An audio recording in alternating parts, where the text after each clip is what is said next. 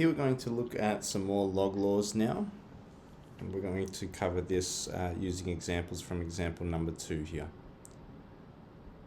We have a couple of logarithmic laws here, which are in opposition of exponentials or index laws.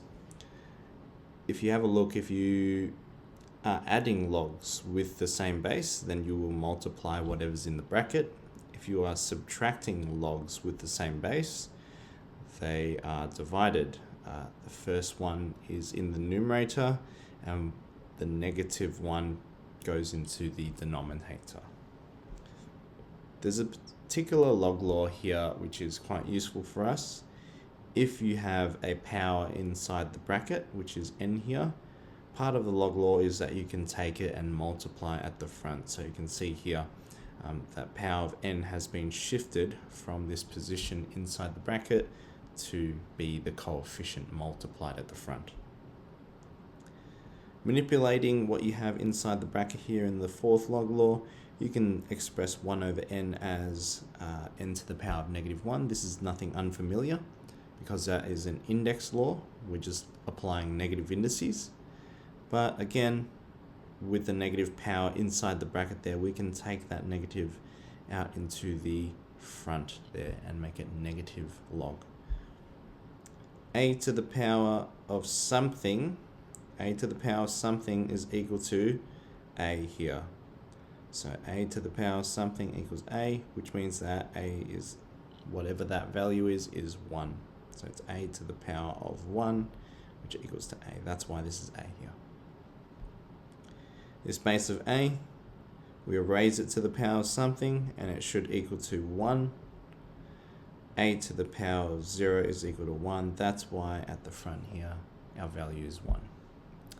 Okay, and you can see the opposing index laws there that kind of match up with each other there. Okay. Now, does say note here, the base must be the same when you're applying log laws. Okay, so that's something that we did mention already, that they have to have the same base if you're trying to add or subtract.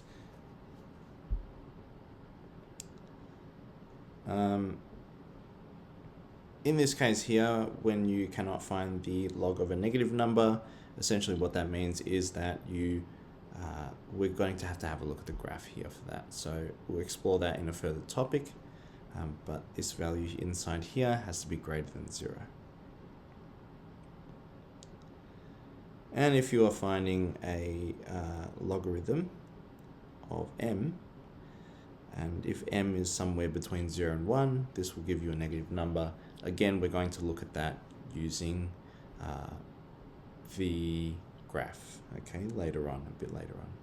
So let's go and see example number 2 here, just to see how we can apply these log laws to a couple of these. These will typically be in part 1 questions, as part 1 questions. So let's go have a look at these.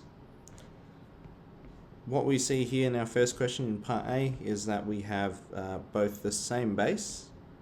We have the same base, and if we're adding, we're going to apply our log law where we multiply the values inside the bracket. Okay, so we end up with log base 10 of 100. Over here, we can actually evaluate what this is.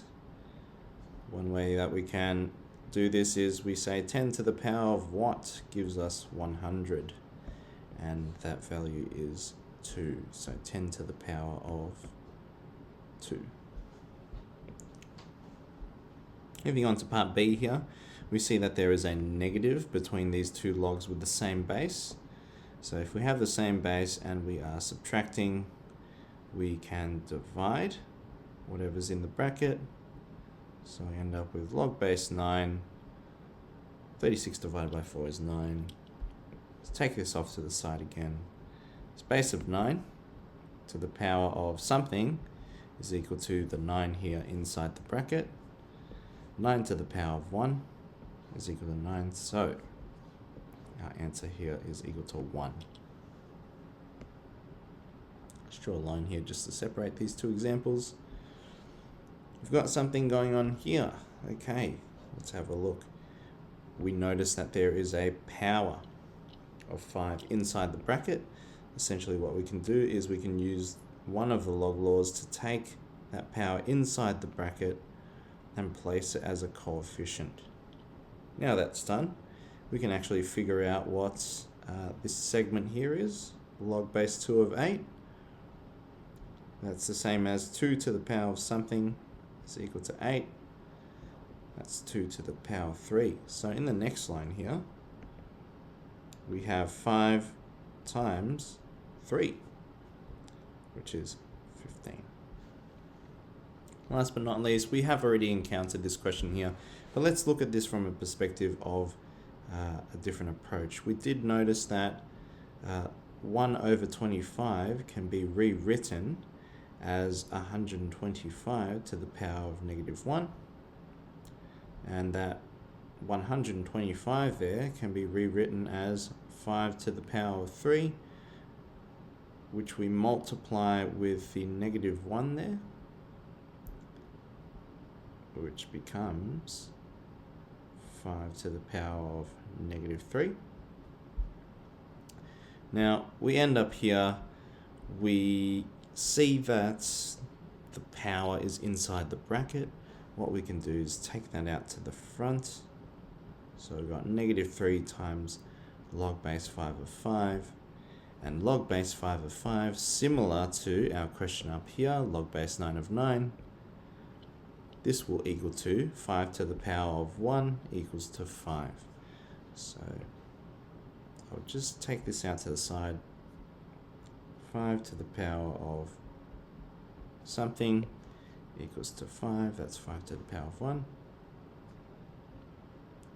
So I end up with negative 3 times 1.